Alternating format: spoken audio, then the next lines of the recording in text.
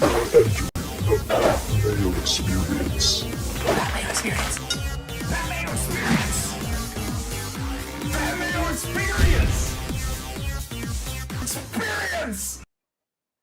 Welcome to the Pat Mayo Experience, presented by Underdog, the Valero Texas Open final bets, DK lineups, weather report, an overview of the slate, underdog picks, and of course a breakdown of the one and done. Tambo, how's it going? Be back. Happy to be here for this one. And it's a week before the Masters. So, everybody's chirping, waiting on that, but it's going to be a good one. I think maybe a lazy week. We'll talk about it, but still a lot to talk about with this event before we get there. So excited to get into it. Yeah, well, let's run through the overview of this. You do think it's going to be a lazy week? Because that's what I'm seeing. Like, I went over to Fantasy National. I took a scan of what's going on with the ownership, and it does seem to be just all coalescing in exactly the same place. But it's really strange. Like, people love Connors. Obviously, he's won here twice. People still like Ludwig of the very top options. I don't think that he gets quite as high as maybe people on Fantasy National are playing him as. Then you have this, like, glut of guys in the nines. Keegan, Akshay, and Berger. They're all popping up. But obviously you can't play all these guys together, so I don't know how the lineup combinations work. That's exactly it, Pat. And it's funny how it works. And luckily there's this thing called math, so we're going to be able to figure it out. But it is very inflated ownership on some of these guys that I just don't see being real. So we'll get there when we talk about that stuff. But it's not just the lazy of I'm going to just consolidate on certain guys. I think it's also with roster construction. So it'll be good when we get to that later too, when we talk about the DraftKings stuff. The other thing I wanted to point out is the way that ownership is shaking out, and I feel very confident in this. No one is playing Tony Finau, and no one is playing Sam Burns. Yeah, amongst others in there. I think it's, there's a few others in that range. And even when you go up to, I don't know, what's your thoughts on Tommy Fleetwood? Because he's a guy that we're going to talk about later, that how does anyone play him when the Ludwig's $100 more and Connors is less? He was the first guy I was thinking about for DraftKings lineups, as strange as that sounds. I did not consider him as an outright bet, but if I want quote unquote safety, I think people think they're getting that with Connors, and they might be right. Connors has been awesome here, but with the way that this tournament shakes out, the skills that you need, and a lot of the weather that's potentially coming both on Friday, Saturday, and Sunday, I think I might want the more well-rounded game, because I do think that scrambling is going to come into effect, and I would just trust Fleetwood more than I trust Connors in that aspect. Yeah, that's what I'm saying. So the ownership does not believe that, but I just don't believe the ownership right now at this point. I think it's got to be Fleetwood getting squeezed by Ludwig and Connors, and maybe Cantlay falls into that camp too, but certainly think the Fleetwood conversation is interesting. It would be a Fleetwood thing to do on a week if he does come in lower owned than expected, to go out and actually get the job done when everyone thinks he's a loser and there's no way that he can absolutely win. Reminder to everyone to smash the like to this episode and sub to Mayo Media Network. If you want to ask a question in the chat, you got to be sub to Mayo Media Network. And we're almost at 50,000 subs, so please go do that. Hope to get there by the conclusion of the Masters. I got huge shows coming down. Obviously, you and I are going to be live next Wednesday, taking everyone's questions for the Masters. But tomorrow and the next day, I got Michael Kim coming on the show, who is WD from Valero. He's already in the Masters. He's going to give someone else a chance to qualify for the Masters now that he's in. But he's going to be on the show talking through his year so far and what he expects to see from Augusta National. That's going to be Thursday or Friday. And I have Matt Gannon on, I believe tomorrow is when that show will get released, and it'll be tomorrow or Friday. And we're going player by player. We're going to bring back that show, talking through each of the players, the trends, what they've been doing, and whether or not you should be targeting them for the Masters. But Tambo, I had to let you know that I'm giving away a trip to Toronto. You can win that trip, by the way. I can win it? You can. Well, you're in the region. I mean, it's only for people in Canada outside of Toronto. You can hit the link in the description right now. It's through coolbet.com. And you just opt in to the Pat Mayo Experience Canadian Open giveaway. You get 2 days of the Canadian Open, tickets to the live show featuring me, and we're doing a live Cuss Corner. Blue Jays tickets. I believe there's a suite for that game as well. Airfare, hotels. It's like a $5,000 package. All you got to do is go sign up at CoolBet and opt into that. For every $10 that you bet on golf at Valero, the Masters, and the Heritage, you get a ballot in the draw. It's just a draw. Hell, if you just play $10, you're going to be fine. You're going to get yourself a ballot and a chance to win. So I wanted to let everyone know that. It's important to this show because, Tambo, if this one goes well enough and enough people play, we might be able to send people to Portrush for the British Open, which would be awesome. Yeah, I would love that. That's I like Toronto. I'm in, but the Portrush one would be really nice. I'd love to go to something like that. But we can't do the Portrush one if not enough people sign up for this one. Yeah, sell out this one first. So yeah, hit the link in the description and get in on that right now. I do want to talk about this weather. We mentioned it very briefly. I'm using the San Antonio International Airport as the wind finder that I'm going through right now. And looking at the super forecast, bit of rain in the morning on Thursday, but I don't think it's going to be so much going to affect anyone. It's still pretty hot out. If it's misty rain when it's warm, not that big of a deal. Then it dries up. There's basically no wind on Thursday. Thursday is going to be the scoring day unless they put the pins in the most difficult positions. I'm guessing if they look at the weather forecast, it might soften up a little bit, but there's just a ton of wind the rest of the weekend. Even on Friday, we were discussing it. There's rain in the morning and gusts up to 30. And then in the afternoon, the average wind is higher at like 14, 15, but the gusts are down. How are you playing this one? Like, is it just when we're in Texas, rule of thumb, just double stack both sides, hope to get lucky that way? If you're just going to allocate a certain portion of your lineups to it? Yeah, if you got a portfolio that you want to play it that way, I love building in sets. At Valero is always a thing. I've seen it a few different years. I think you and I were talking about it. Old Bowdo, however you want to call it, back in the day. Kevin Chappell, the year I think he won or it was in a playoff or something like that. There was a wave advantage here. But anytime you're in Texas, you can always do that. The winds change. This does look interesting on Friday, but it's almost impossible to predict how that will play out. It's the afternoon, doesn't have all the gusts. And I think you talk to these golfers more than I do. Michael Kim's coming on the show again. What's the thoughts again around like the wind gusts versus the steady winds? Like they'd rather just have the wind and deal with it, I think, versus have the gusts that they have to try and figure out. And then this club soared this far and didn't really do what they expected it to do. So it is a possibility Friday afternoon golfers end up with a better opportunity that way. I can most definitely see that. And I'm like, I remember I won the ticket to the $3,000 Fantasy Golf World Championship qualifier. I went and reserved my seat. I don't want to do it the Masters because Masters DraftKings wise has just gone so poorly for me. I'm thinking about deploying one of those wave stacks in that contest. I think that'll make me different enough. And I'm just not going to play. It's not that I'm going to play any chalk guys. There are a few guys that I just objectively like this week, but I'm going to try to make my team as different as possible in that tournament at least. You know how you ship it? I'll give you the secret right now. Just AM, PM stack with Fleetwood, and you won't be on Connors like everybody else. You can pick whoever else you want, even if they are a little bit chalky. If you got Fleetwood and an AM, PM stack, it's not that I'm advocating for that wave off everything we just talked about. I'm just saying in a tournament like this, on what's potentially a lazy week, like we talked about it, even the best of the best are just putting in projections-based lineups, things like that, where they're just going to take their shot in that smaller field. You could win it with a 5-6, Pat. It's possible. Well, I hope just to win it either way. I'd win it with a 1-6 if I could. Yes, however you win, just win it. That'd be nice. Get the seat. Yeah, I'll see it in there, and then I'll lose in the first round, but everything will still be good on that front. So, yeah, there is going to be a wave split. I don't know which side it's going to be because all of a sudden, if there is more rain than we expect on Friday morning and everything gets pushed, all of a sudden that wave gets the best of it.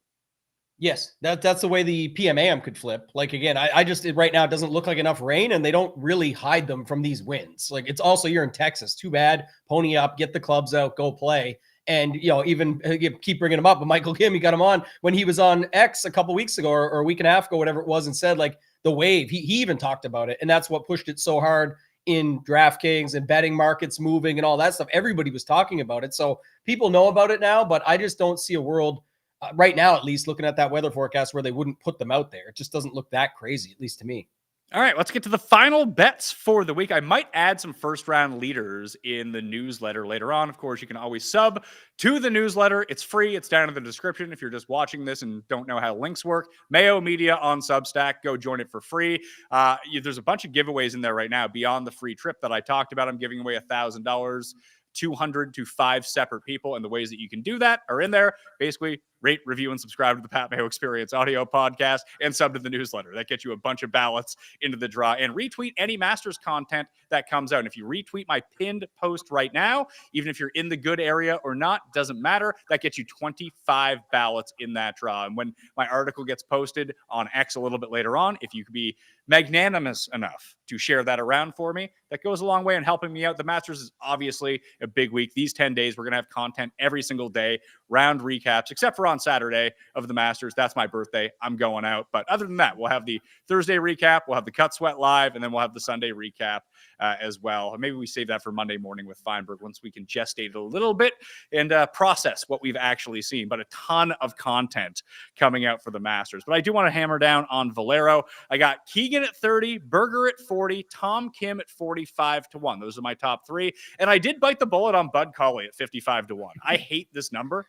but he was the best story in the world at the Players. Now Gary Woodland has taken his best story status. Now Cauley can get back in and take it. He's going to be super chalky on DraftKings. I don't know if I'm going to get to him as much there, but at 55-1, everything just points in his direction with how well he's been playing that I don't want to overthink this one. 55-1 still a pretty good number if I could hit a winner. Speaking like a man that got Minwoo money to spend. Love it. Hey, those are four guys, no one less than 30-1. I'm not the going three guys overboard. were good. The three guys were good. The Cauley one, trying to sell me on a 55 number on Cauley. Go ahead, but I'm not feeling that one. The other three I like. Oh, it's just, he is 6th at the Players. He was 4th at Valspar last time. I actually bet him at this course last year just because I like his skill set so much for what happens. And we do know that he's one of the better around the green players on tour. And right now with his ball striking, he's going to end up playing really good in the wind. I mean, it's one good thing for Connors as well. Like when you think about players who play well in the wind, you can look at stats and say, oh, like even on Fantasy National, you click on the Windy AF stat that'll give you how guys have performed on courses that are and in rounds that are over 17 miles per hour. That's good information, I suppose, but every course is completely different. So what if it's 25 mile per hour winds, but it's completely tree lined? That's going to play a lot different than if there was a bunch of wind last week in Houston when it's a completely wide open course. Just the wind affects the ball differently in that regard. So every course isn't the same. So wind stats can be a bit fugazi, however you say that. Anyway, with this, you just kind of want to take flushers. If they can hit the center of the club face, they're going to play well in the wind. That's how you beat the wind, is just by striking it better than anyone else.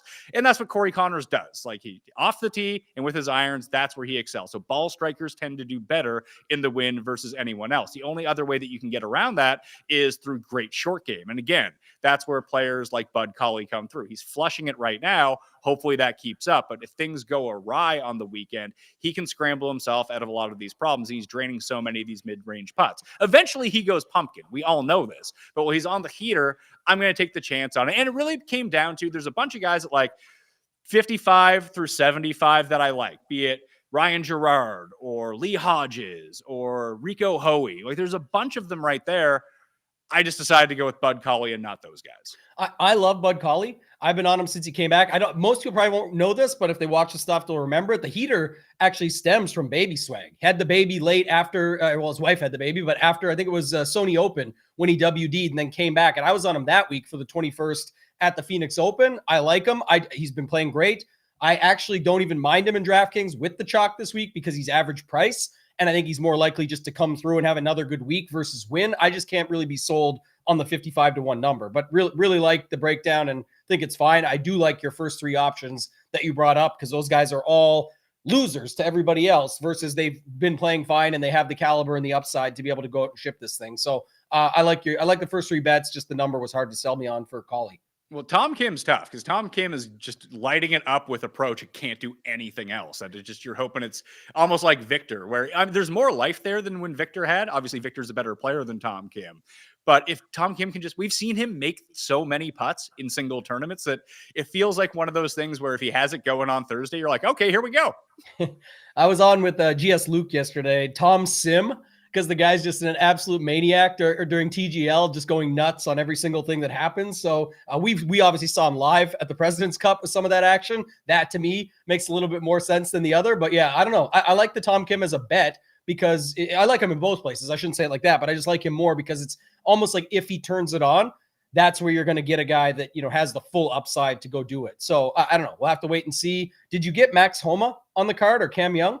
No, I did not. Oh, geez. 100 to 1s on those guys? I went with two. It's funny you say that because I have two guys at 90 to 1 with 8 places each. I took Tom Hoagie at 90 to 1 with 8 places and Charlie Hoffman, who used to be the king of this event, at 90 to 1 with 8 places. He's been bad here the past 3 years, although the driving has still been really good for him over that time. But he's had a back injury for 3 years. Like, he's sucked for 3 years. He's clearly much better now that in a return to form. I mean, if if you can parlay it together, I know they don't have the first round leader prices out, but imagine, is Charlie Hoffman going to be the most bet on first round leader wager ever at the Masters if he finds a way to win this week? Yeah, I was just going to say, you know better than I do, but I looked at the list yesterday. He's not in. So yeah, so he has to win. So if you can parlay him to win Valero with first round leader at the Masters, it would pay like 3,000 to 1 or something. And you'd be one to bet that. Yeah, that's more of that minimum money talking. So I don't know. Hoffman is another tough one to sell me on, but I guess it's harder to look at like Homa or Young and think that they're going to bounce back either. So we'll have that conversation later. I think for DraftKings, they're super cheap. Well, with Hoffman, it just comes down to the putter. The ball striking has been immaculate all year. He's yet to lose strokes on approach in any tournament he's been in. He just happens to putt himself out of a ton of tournaments. But this is a spot where obviously he's won. He has three runners up. He has a bunch of other top 10 finishes over the course of his career. I remember when he made the putt on 18 to beat Patrick Reed, when I had money on Patrick Reed. That was no fun. But if there's just like vibes from down the board, obviously he's playing much better this year. It's a familiar course for him. It's a lot of the same reasons that I liked Toasty last week, that I think it's just a really good course fit. And obviously he knows it a ton. And the other bomb that I'm taking from the very bottom, I'm just going to ride my guy, Steven Fisk, until I just lose all my money. He's 200 to 1 with 8 places.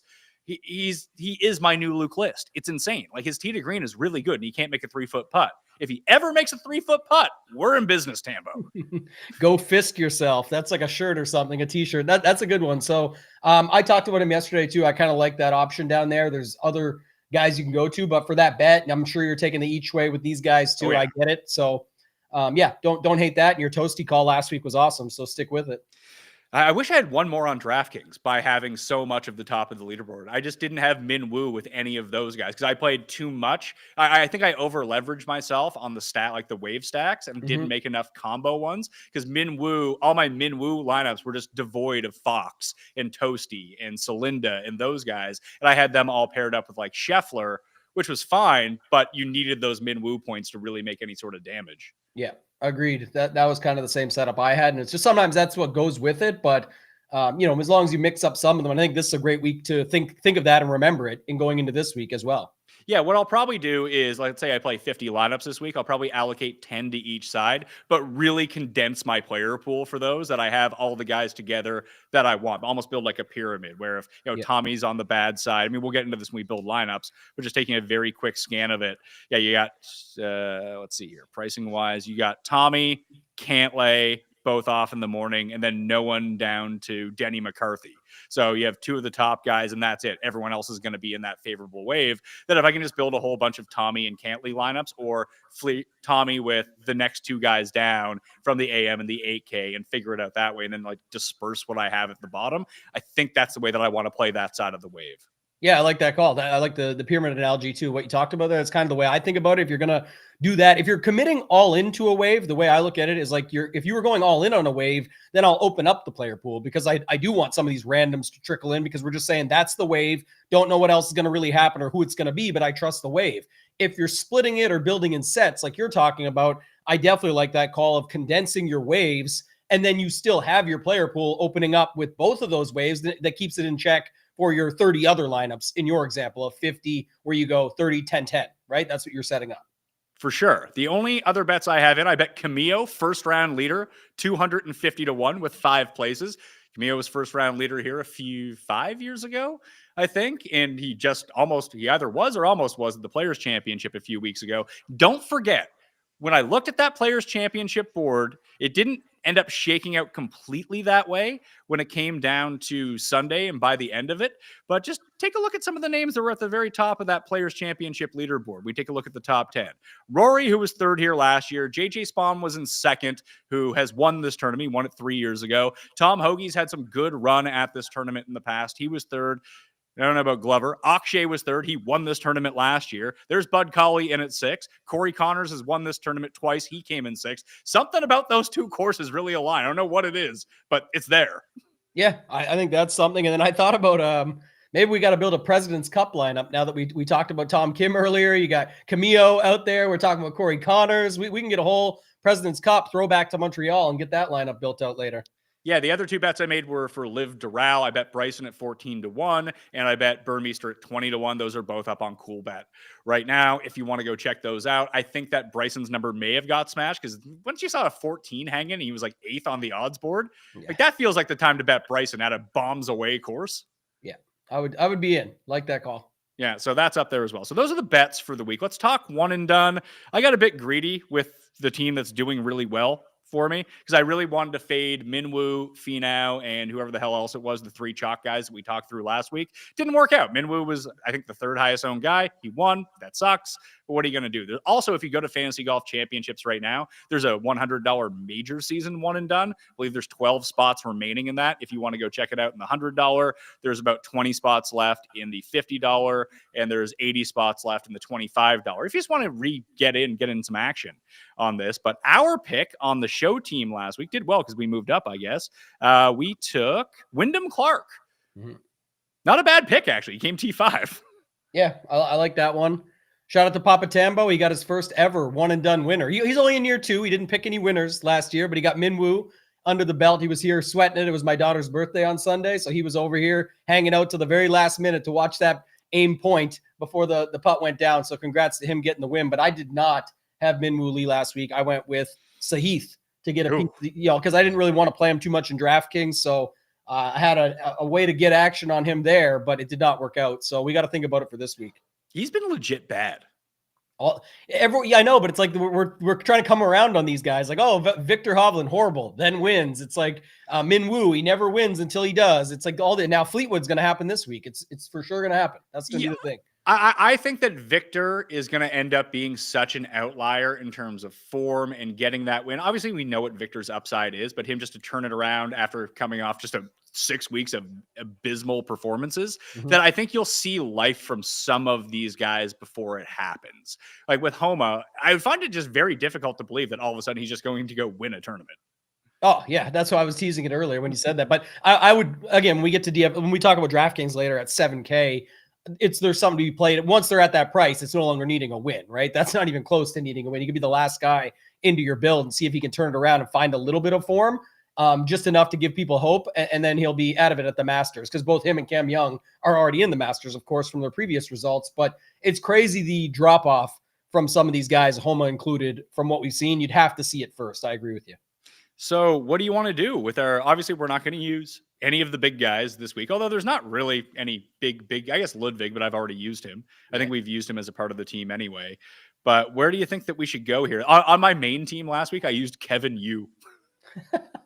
Is that where you said you got a little bit too extra and you went just bite off a little bit more than you can chew, take the shot. But yeah, you had a good week otherwise. I would say, some of those guys down the board, I guess, like you'd mentioned earlier, like going back to the Bud Colley thing and one and done, I guess. I don't know, 55-1, I get hard to be sold on, but where else are you using some of these guys? I just don't really want to use any of the dudes at the top. That's the kicker. Who do you like? How much is Corey Connors going to be the most popular pick? Very. Papa Tambo got him in the bag right away. So you know that he's playing with that Minwoo money, just going right back to the chalk. But what about this? I guess hear your take on this, because Spieth, Bradley, Burgers, they are considered in the upper tier of this field because it's just Ludwig, Fleetwood, Cantlay, Connors, Matsuyama. Like, they're up there. But what else are you can make a case to save them. I don't want to come across the wrong way, but what else are you really worried about with like a Spieth or a Berger or a Bradley? You could save them, but you could also just use them and hope that they can be the caliber that finds the win here. I would tend to agree with you. I would just want to try to figure out, like, I think that I don't want to call them untouchable. Like, if you wanted to use Cantlay here, you can. I think there are better spots for him, but if you get a win out of him, then it doesn't matter at that time. And I don't think that many people are going to go to Cantlay. I think I would probably save Tommy for somewhere else too. Yeah, I think there's going to be other options that we could use him at, and it'll be different tournaments later in the year. So, I'm not really too worried about him. I'm really intrigued by like the Spieth, Bradley, Berger range.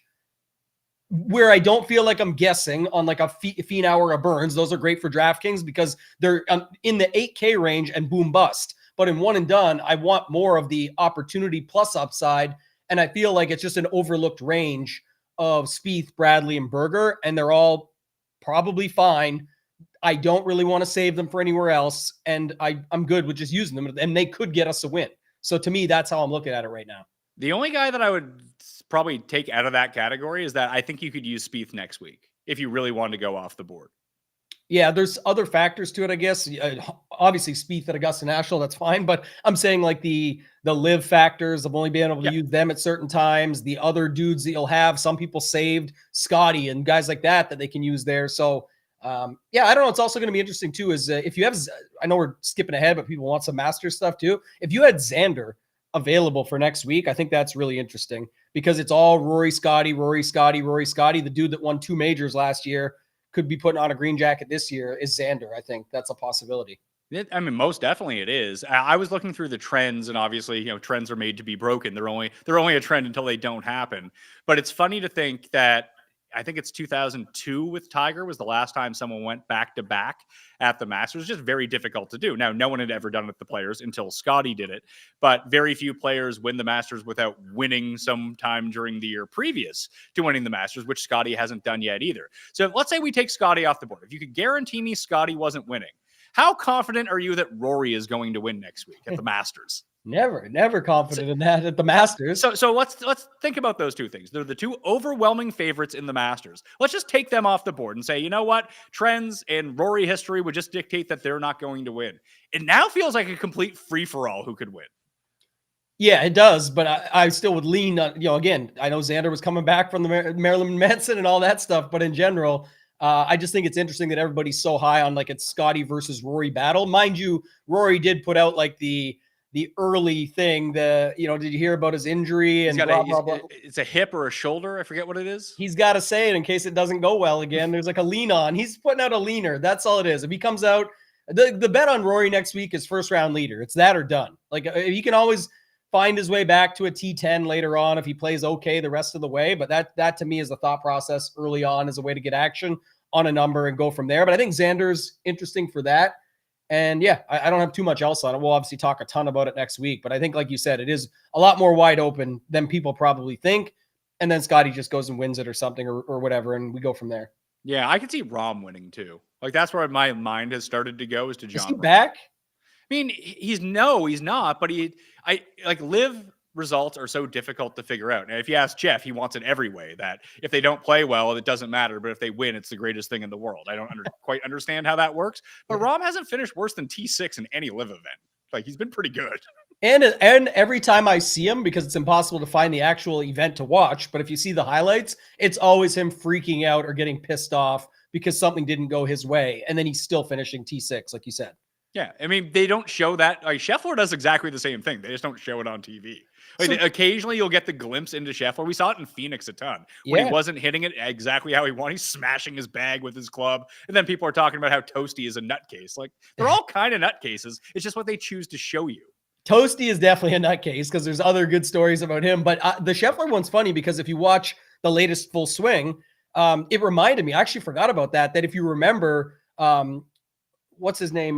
Ted didn't even want to take his bag in the beginning because he's a bit of an attitude on the course or a bit of a hot. And now he's like super chill Scotty Scheffler. Like nobody even talks about it ever. But you've seen it even like last week. I think he threw the ball down one of the clubs. Like he's still getting pissed off when he's not winning. So he's very competitive. You love to see that. But in general, like you said, it's what they choose to show. So let's go with Spieth for the team that we're doing together. The team that I have in 37th right now, I'm going to use Akshay. I don't know where else I'm going to use Akshay, and I'm still floating around the idea of betting him again this week because I love him in the wind. Obviously, I just reeled off the player stuff. I get that he's the defending champion. Dude is playing good golf, and as Jeff would say, I got to protect my 100-1 next week. Yeah, I forgot about that. Yeah, that's exactly it. And yeah, I mean, the way he's playing, the upside he has, there's nothing wrong with it. It's just I think when we get to DraftKings, it's going to be the talk about how popular does he actually get at that $9,300 price tag with, considering all those things. I think that he'll be, I mean, it's tough to figure out because I think that Connors and Berger will be number 1 and 2 in terms of one and done ownership. I don't know how Akshay figures into that. He could be 3rd, he could be 7th. I don't know. I think he's up there. I think you said the part earlier where what else are you saving Akshay for? Masters. Yeah. You got that bet already. You don't need the one and done too. That's probably what. Hey, I remember the year that it was actually the Willett year. It was the first year that we ran a one and done, and Jeff just tripled down on Willett across the board, and it really worked out. How insane would an Akshay green jacket be? Like, just, man, that would be nuts. Even the betting odds, phenomenal. Great. You're feeling good. Like, that's the money. But what an event to watch. We watch it shake out, and Akshay puts on the green jacket. That would be crazy. If you had to take someone as a one and done, let's say you're a bit behind, because I'm like this with one of my teams. Like, we're just outside the money with the teams that we've been picking together. I'm well inside the money with one of my teams. I mean, it's very fickle. If I don't pick someone good at the Masters and Heritage, I'll be out of the money because that's how this works. But I have a team that's in like 25th, 100th place. So I have to take someone down the board. If there's anyone that you had to pick in one and done below 50 to 1 or like on the odds board and higher, who do you think it would be? Because I think for me, it's Hoagie. I was going to go with a Ho, but it wasn't Hoagie. I was going to go with Rico, your boy. Oh, Hoey. Get Hoey. Yeah, like any of those guys. I think it's just like you're taking a shot, but, you know, Hoey is more the side that I would lean on for that one just because. But yeah, I mean, you're definitely just taking a shot. I don't really feel good about either of them or any of them, to be honest. I mean, that makes a ton of sense to me. So Underdog Plays. Right now, there are still 2 underdog contests that you can draft for best ball. There's the majors only draft, and there's the rest of the season scramble returns draft. Now, I have the write-up and video out about the major one. I really like the $50 contest. It's only 10 max. I have the complete list of guys of who is in which major pinned on my newsletter right now. It's also an article on my X tab under articles. If you want to go check it out, it's up to date. The only other person who can get into a major right now is whoever wins this tournament. They'll get into the Masters if they're not already in the Masters. Now, the other one, the little scramble, I've actually written my strategy column. I'm going to do a video on it either Friday or Saturday, and I will release that. But there's massive overlay in these contests right now. I think it's like 50K, 50K, and 40K to first place in each of the 3 contests that are still out there. So if you use code Mayo at Underdog right now, you can get a deposit bonus of up to $1,000. You'll get a free pick for the Masters in the Pick'em game, but you can draft all your teams with that bonus money. And I'll actually have like full 1 through 100 rankings for the rest of the season returns. And the strategy is weirdly complicated, Tambo. Yeah, I'll have to wait and see, but I haven't been getting into too much outside of it, and that's why I said even like a lazy week for this week when we get to DraftKings, once those Masters tournaments go up with the $100 Millie Maker, the $10 Millie Maker, all that stuff, it kind of just becomes the focus. Oh, of course. I mean, when you have that much money for first place, but I know that people like, I really enjoy drafting the teams. I just find it a lot of fun versus some of the football stuff that like drafting a football team, like 20 rounds, it takes like 55 minutes. I don't want to do that. If people aren't auto drafting, I mean, if they're auto drafting, that's fine because they just make their picks instantaneously. But some people join them and then forget about it, and then you have to max out their 30 picks. These golf drafts should take like 4 minutes. They're awesome. You just fire through them, and you can always like upload a CVS and CSV and with your rankings, and it'll just draft off that anyway. But I think these contests are really good, and they're fun to do if you want to engage in it. But in terms of pure profitability, like I said, you can use the bonus funds with code Mayo, but just the overlay. I don't know if they will end up overlaying, but I do think where these are starting at the Masters, it's very easy for this to get lost in the shuffle versus what you said when there's $1 million contests out there. Because when the drafts went off at Century, there was really nothing else going on, and they filled all last second. With this one, I don't know if there's going to be as much as a push, and they have 3 separate tournaments to fill versus the one last time around. Yeah, agreed on that for sure. That's the other thing you should always be looking for. So if you're not over there, you're not into it yet, like you said, how fun it can be. It's still peer-to-peer. People are still picking, making selections, things like that. It's not just you're picking. It's you are picking your own stuff, but it's based on what others do, strategy that way. Anytime you can get a game like that, potential overlay and big prizes, love it. Okay, so I just did throw into the live chat right now my Underdog play. There's a 60% profit boost token in the lobby. I think it applies across all sports, but I'm not doing all sports. I'm doing golf. So I played a 5-banger, Tambo, for day 1 on Thursday. It pays 30 to 1. So let's go on this front. It's Daniel Berger, lower than 70.5 strokes. I mean, I'm going to have over 70.5 strokes if Berger's the one who ruins this for me, but that's for another day. Akshay, lower than 70.5 strokes. Corey Connors, lower than 70 strokes. So Berger and Bhatia need to be 2 under or better. Connors needs to be 3 under or better, and 2 under is a push for him. And then I had to go the other way because you don't want to just stack up one side because it'll hurt your payout. Jordan Spieth, higher than 2.5 bogeys or worse because it's Jordan Spieth. And then Hideki, higher than 70.0 strokes. So -2 would be a push. Anything worse is a win. With Hideki, dude can't hit his irons right now, scrambling like a fiend. And even to go back and look, he has had a 15th and 7th here the past 2 seasons. He's only broke 70 twice.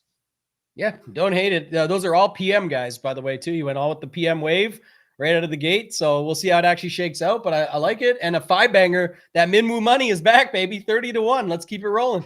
I also did it as a flex play as well for a bit more money because that $50 is the max that you can throw on this if you use the 60% profit boost to get it to 30-1. If you just play it straight, but with a flex where 4 of 5 becomes a winner, all 5 pays 9.5 to 1 and 4 of 5 pays 2.75 to 1. So I like that one as well. Or you can just take the opposite of all these picks. I mean, that tends to work out a lot of the time too. So put tail or fade, do whatever you got to do. That link will be included in the newsletter, but it is in the live chat right now. We are going to get to our DFS picks, build in waves, build in sets, and I need you to coach me through this $3,000 lineup, all coming up right after this. Outdoor golf season is almost here, but is your swing ready? With 126 X-Golf locations across 38 states, it's never been easier to dial in your swing year-round. I can speak to this. Go into the simulators all winter long, especially the good ones. You can go to crappy simulators. You don't want to go there. You want to go to X-Golf and really prep your game and hit the season firing. X-Golf's state-of-the-art simulators let you play full rounds, tee to green with unmatched short game realism. X-Golf's auto tee system ensures you're always ready to bomb a drive. No delays or automatic 2-putts, just real, competitive golf in a lively sports bar environment. Love a little competition? X-Golf's handicap leagues and tournaments give every golfer a shot at winning incredible prizes. Upcoming spring tournaments include the Majors, where you could win a beach or mountain vacation, or the Cinco de Mayo Scramble, win a trip to New Belgium Brewery in Asheville, and that is just the start.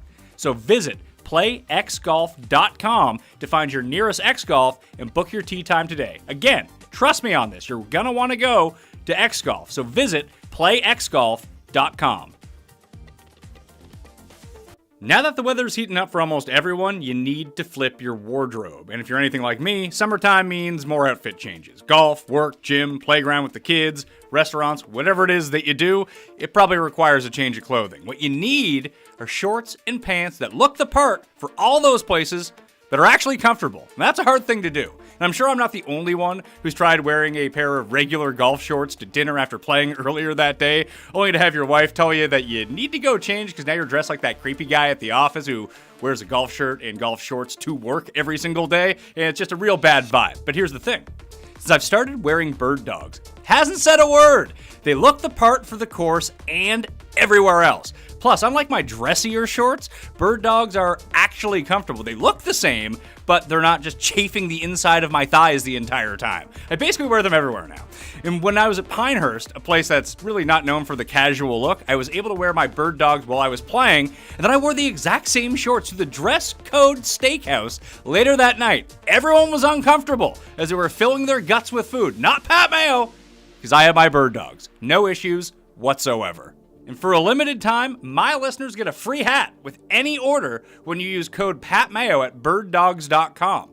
Get this hat completely free when you use code PATMAYO at birddogs.com. Show support for the Pat Mayo experience and let them know that I sent you.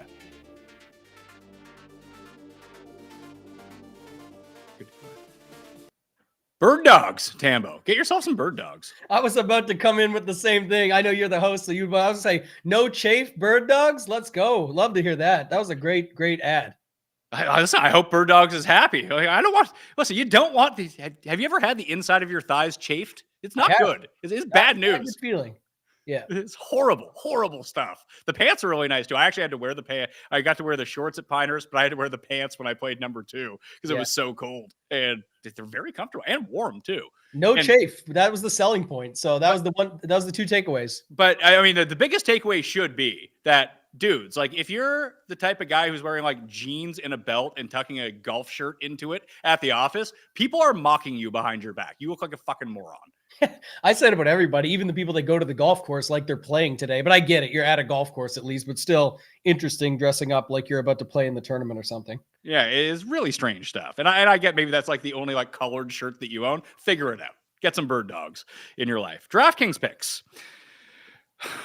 I'll tell you the 2 lineups I've made so far. How about that? Let's do. Yeah, give me the first one. Okay, so I've made 3. My first initial thought lineup, I do this sometimes and just kind of go into it. I had Keegan, Akshay, Berger, Colley, Vic Perez, and Steven Fisk. Was my first thought when I saw the pricing drop. Holy, that was fast. I got 4 of them quickly, but Perez, I know I can see it now, so I'm good. And the last person I'm missing is at 8,300 was your boy Bud Colley. All right, we'll start there. That was my first look lineup when I went in.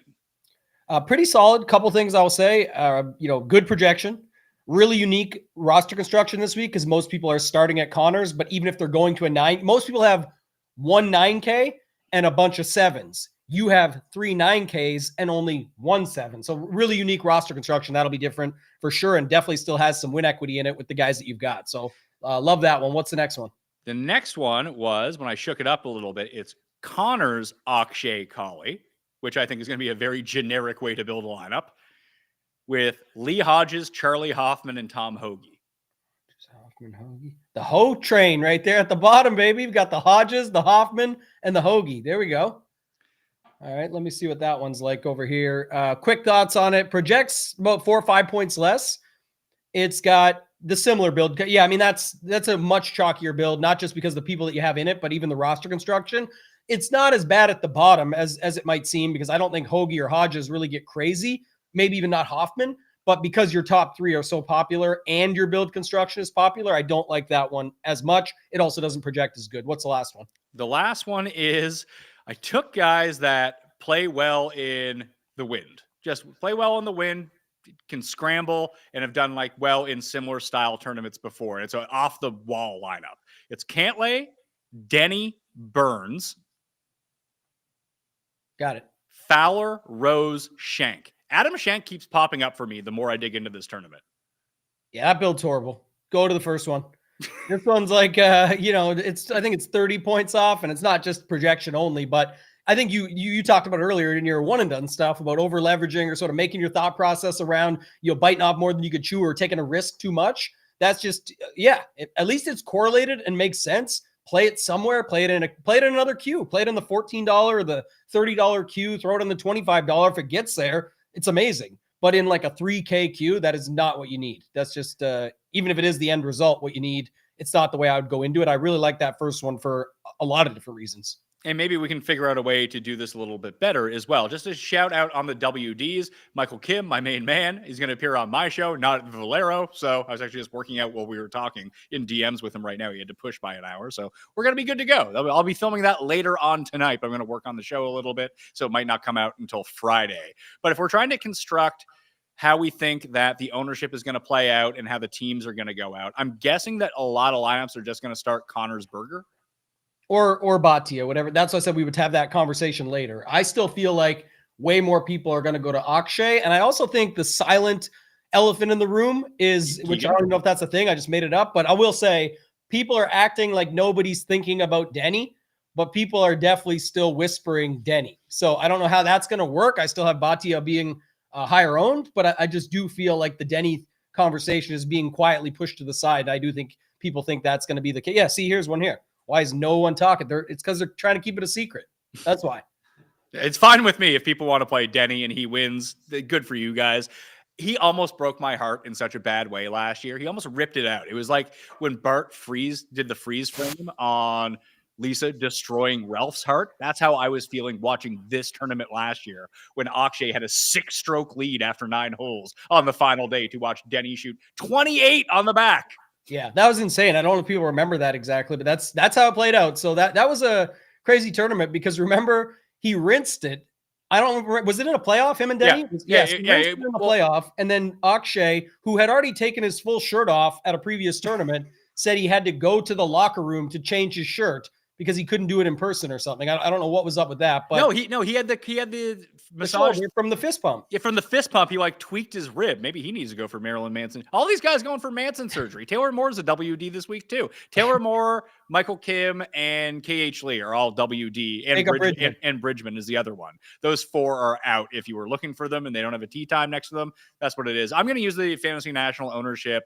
I'm going to use the lineup generation because I do find that and favorite percentage really kind of swing for me where I want to go and what I think that, sharper people are thinking. If you want to get in on Fantasy National, now's a great time to do it because of the weekly. On the Wednesday, you go Wednesday to Wednesday. That means you get all Valero and all Masters, and all of the Masters strokes gain data for the past 7 years is all updated on the site now. If you want to go run through it, all of it part is my research show, but fantasynational.com/Mayo get you 20% off. I think it brings it down to like $7 each, like $7 for the entire week, which gets you 2 tournaments, like $350. If you want to dig in, and it gets you access to the app as well, which is the huge part about it, especially for Valero. I mean, the Masters app is untouchable. For every other tournament of the year, the Fantasy National app is the best app. So I'd recommend that you do it, even if it's just for the app. Get in at the great price right now and check it out at fantasynational.com/Mayo. Connors, Akshay, Keegan are the most generated players in lineups per Fantasy National users. Then it's Ludwig,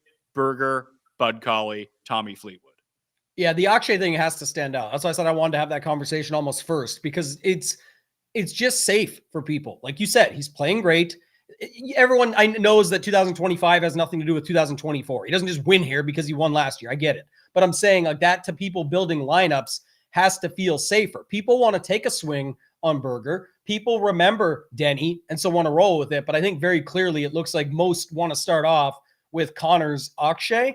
And then it fits you right into that mid to upper 7K range. So there's a ton of different ways you can go. You can put an 8K guy in, some more 7s. You can fill it out with 4 7s. You can change it how you want from there. But this is seemingly to me at least, the most common sort of starting point that I'm thinking about. So Connors, Akshay, that drops you to 7,600. Where do you think that the people go from here? Because when I go down the list a little bit more, it seems like people are working Bud Cauley into every lineup they can get. You know who I really like as a Bud Cauley pivot? Matt McNeely or Tom Kim? Jake Knapp. Yeah, he's 7,900. I was thinking like direct pivot, but yeah, like he's not much less. So 400 less, sorry. So that's good. Yeah, I'm fine with that. Jake Knapp at 7,900. We'll see if people still go to him or not, but I don't think as of right now because Gary Woodland, the hot round last week, Ben Griffin, who people don't care if he plays 10 events, 12 events, 15 events in a row. They talk about the Masters snub. He's got to get his Masters ticket this week. So lots of guys do though. So that's the difference there, but I think that's an option for sure. I kind of like the guys above him more. Tom Kim, Poston, Burns. I like all those guys and I'd take the risk there. I bet Tom Kim outright. I don't mind using him in one and done either for almost those same purposes. I'm a bit more wishy-washy for him for DraftKings. Like I thought about it, be like, hey, should I just throw Tom Kim into this $3,000 lineup? Let's go that way. I'm like, nah, I really can't do that. Like that's a bit too much risk that I don't think that I need to take on in an 8-person tournament. I think you can get there just on roster construction alone. Like it's an 8-person. And even not that you're playing for second, you're playing to win, but I'm saying even if you did fall short and come up second, it's like a min cash in the Fantasy Golf World Championship. It's $4,000. So you're still right back into the mix. And then you could play a bunch of $330 satellites or something and still keep a bunch of the cash and still try and qualify in a smaller field. So there's lots of things you can do. So I think that Lee Hodges is probably the next logical person if we're building the chalk lineup. He's at 75. That leaves us $7,400 for 2 spots. What do you think the move is here? Do you think Victor Perez gets as popular as it seems like he's going to be? I don't think because it's another week where there's 40 plus guys in the 7K. I think it still gets spread out some, but it feels like people are talking about Smalley. It feels like people are talking about Hoey, Novak. Like, would Smalley Novak be the chalk to close it out? How much is Hoey? Hoey's 76, so it would drop us down to 72, where it could be, I guess people are talking a little bit about Hostler or Ryder or those guys, but I don't know what you think. What do you have on Fantasy National in this 7,500 range? So I'm seeing it 71. I mean, it's not like overwhelming, but I have Perez and Wacky Valimaki both like hovering right around 10%, with Mac Meisner a little bit below that. And then like Matty Schmidt always just seems to get a bit of love.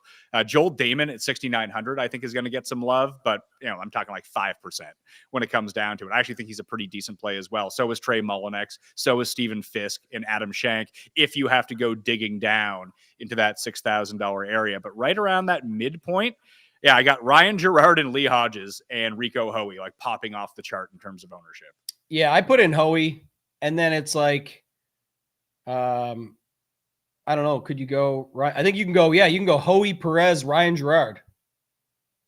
I had Lee Hodges in, but Gerard works out just as well. Yeah, you could again. That's a prime example. Yeah, so Gerard could be Hodges there, and it's Perez and Hoey to round it out. That's like a good starting point. However you want to look at it. So this is a chalk lineup: Connors, Akshay, Colley, Gerard, Hoey, Victor. How does that rate out projection wise?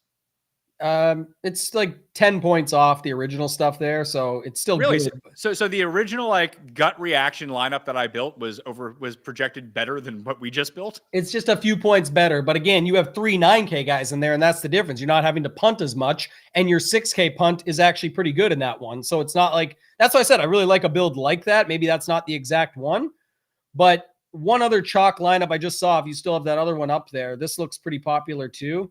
Yeah, it keeps Hodges with Colley, Bhatia, Connors, but you can go Ben Griffin, Joel Damon. That is the one, projects about 6 points higher than yours. And it looks like the more chalky, more like optimal setup here that people are comfortable with, and nobody really cares. Somebody just posted, Matt Tobin said Damon's a good take at 6,900, has been in great form, plays well at windy coastal courses. People love themselves some Ben Griffin, and Lee Hodges, I believe, was coming back from some sort of injury there last week, but ended up with a T11 or something. So, he was definitely back and good. People have seen him win before. So I think that's kind of the combo here. This looks like the lineup that some range of this that people would end up on. Yeah. So how do we make this lineup into, let's say, a good single entry lineup, a good 3 max lineup? If people want to say, hey, here's what people are playing, how do I get slightly different? I think step one is take Connors out of it. Yes. So I think, let me just say one thing quick, because now that we're on to this point, we've sort of built the chalk, built the other stuff. I'm not going away from Connors this week just because of the chalk. There's multiple ways that you can build differently with him. You can build PM only Connors lineups. Let's do it 3 ways. Let's build by taking Connors out and fading him, keeping him in and getting slightly different with a mix, and then building a weather stack. Let's do 3 of those Connors lineups. Well, I guess there's 2 Connors lineup. One of it takes him out, just so you can see the 3 different ways to play this. Yeah, that's what I'm saying, because there's definitely the 6-0 PM with him. But also that's why I was saying, like, there's levels to it. Within the 6-0 PM, so many people will start at Connors and forget that you're allowed to play Ludwig with him. So Connors as the second man in with Ludwig is still very possible this week, especially if you're targeting a wave. So let's take Connors out. I just threw in Jake Knapp. I took out Ben Griffin as well and just switch those guys up because I like Knapp a little bit more than Griffin this week. So what do we do now? We have Connors. We could get up to Cantlay if we found an extra $100. We could get up to Tommy if we found an extra $600. Which do you think is the preferred option here? Just trying to look at a couple other things. So Knapp, Colley, and then Akshay is the only thing. We could punt Akshay and just do Cantlay Burger. Yeah, I think something more like that. That might be the play. Cantlay Burger. Cantlay Burger, and just keep everything the same if you wanted to. Hodges, Damon, and then it still works out to all $50,000 of your salary. But you also have so you went from Connors, Akshay, Colley, all 3 somewhat chalk within their region. It's not like I don't think Colley's going to get out of hand, but the other 2 most certainly will, and be a common starting point. You've got a similar roster construction, which I don't always love, but because you went away from the higher owned pieces in all 3 spots, I think that makes it make a little bit more sense, Pat. And that's why this is the kind of lineup I wanted to build as the take Connors out lineup, because I think this is probably how you have to play it if you want to build a lineup like having Connors in it, but doesn't actually feature Connors. Yeah, and you still got Colley in it, so I guess, but this does project better. But I'm saying you could still. Oh, yeah, that's the other thing. I was thinking if you went off Colley and Hodges here, what could you get? Colley Hodges combo, you'd get like 79. So you could get like Tom Kim, and now I feel like we're 2 off the board.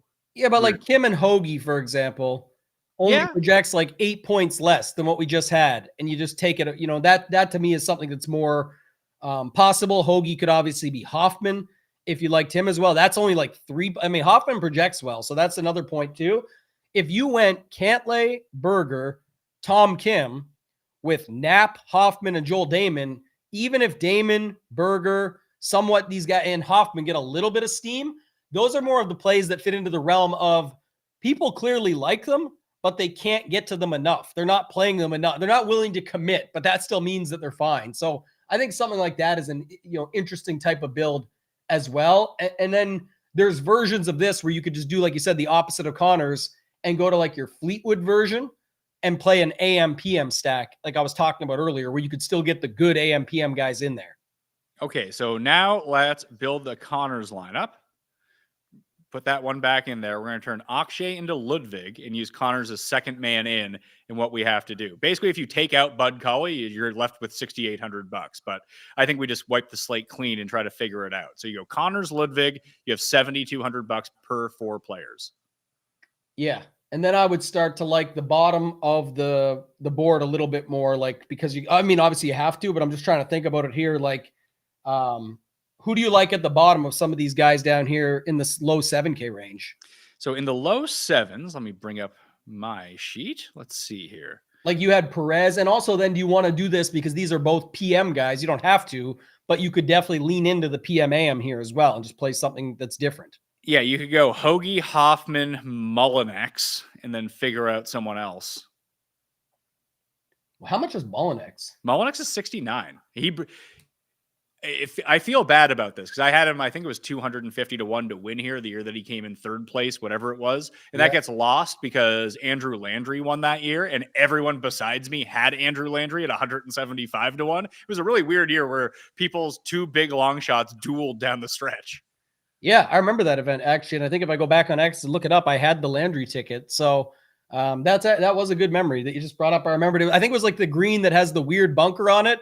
And Mullinex went to the wrong side of it and had to like chip over it to then putt or something ridiculous like that. It was 17. So 17's a drivable par 4. And you think, oh, Mullinex is just going to get there. Even if he hits a fucking 5-wood, he'll get himself within 50 yards. He can just chip it on. But he pulled it a little bit and ended up to the left. But he didn't end up in the bunker to the left, which is actually not that bad of a spot. It has a huge lip, but it's not a difficult bunker to get out of and still get up and down for your birdie. He hit it in front of he put himself with the bunker in between him and the pin, and he tried to flop it over it, which you would need to do.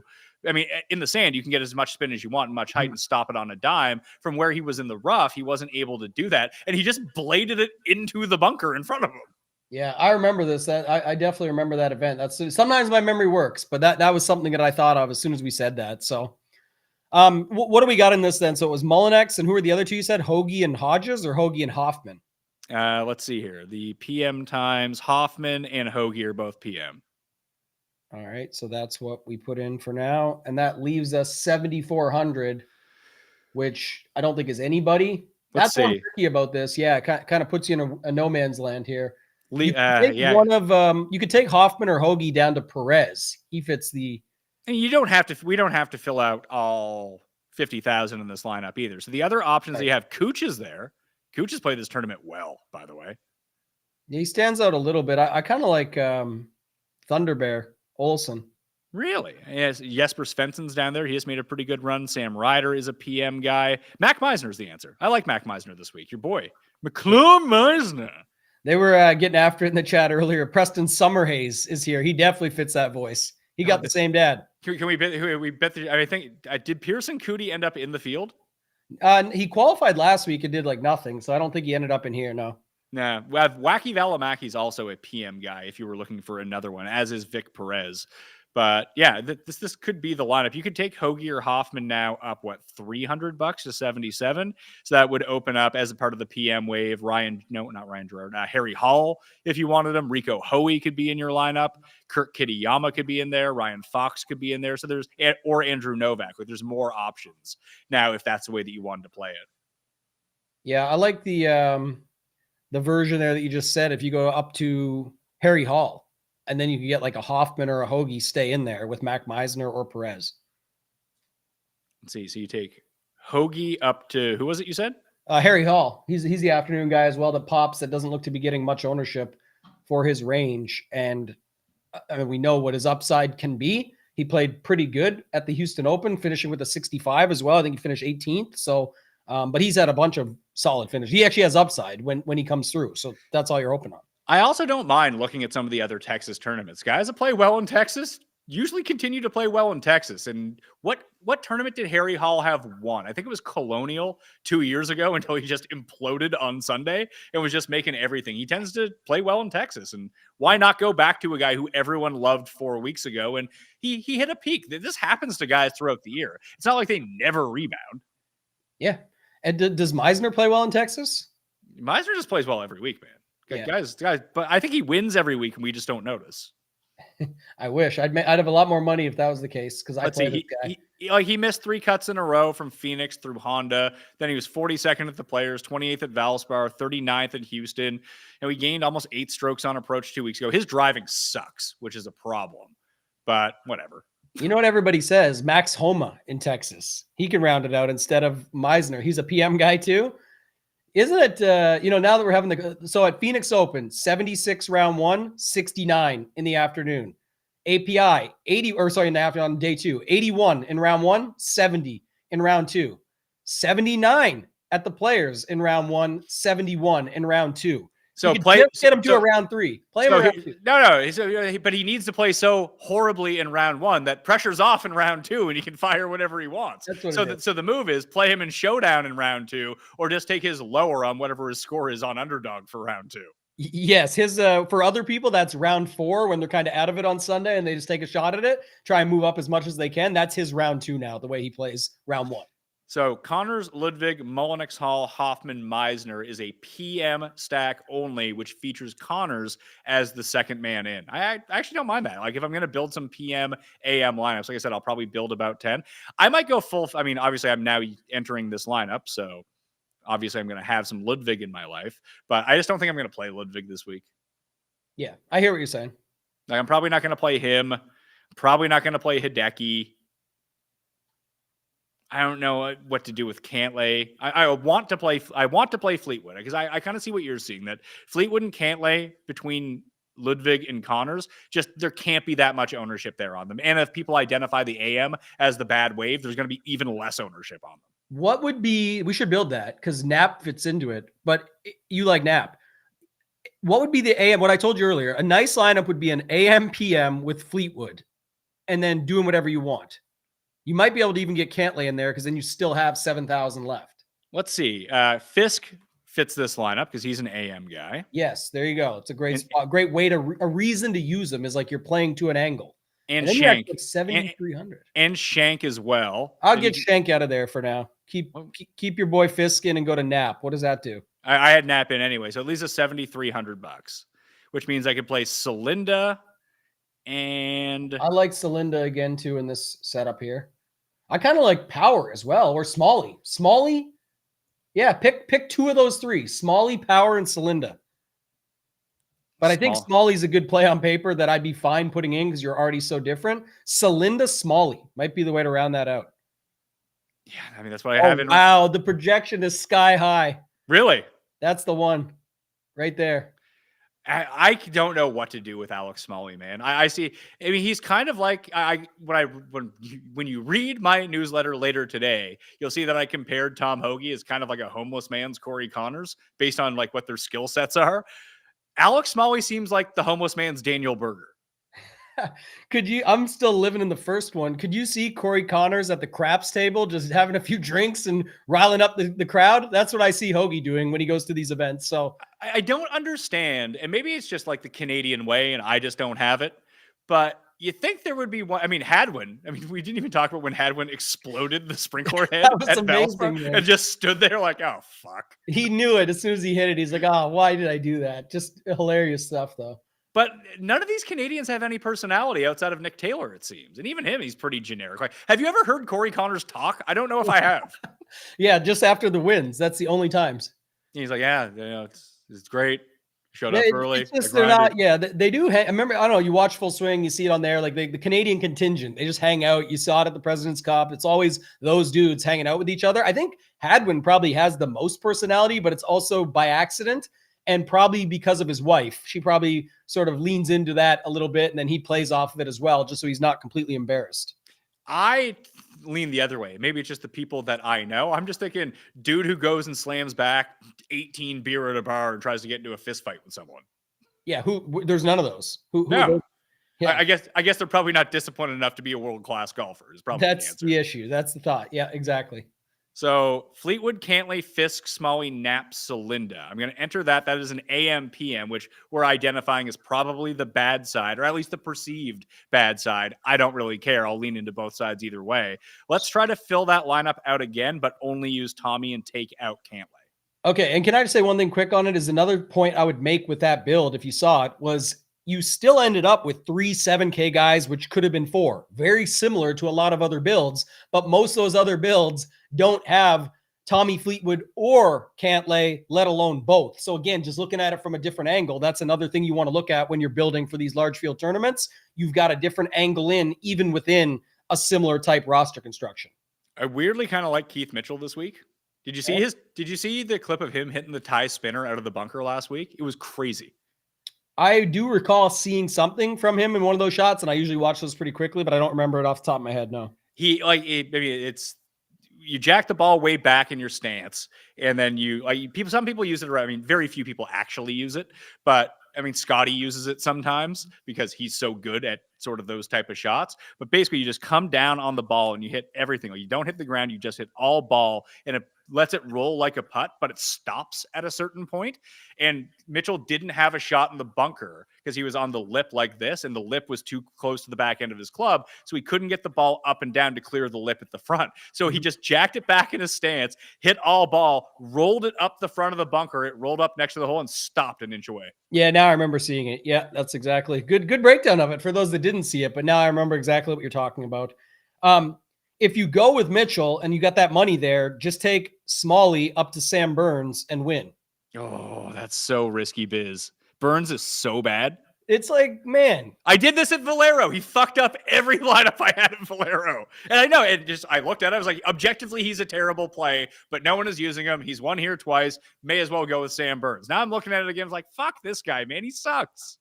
I don't know. That build looks pretty good, though. 10, 8, 8, 7, 7, 6. AM, PM, unique build. Like that's a solid one right there. I kind of like that. I would almost. Or would you play Mitchell, Burns, or Finau, Siwoo? I mean, Fiwow. Let's play those guys. Fiwow. I'd rather play Siwoo in this lineup over Burns. So I have to find $100 somewhere in order to make that happen. Finau version projects good. If you take your boy Mitchell down to Finau.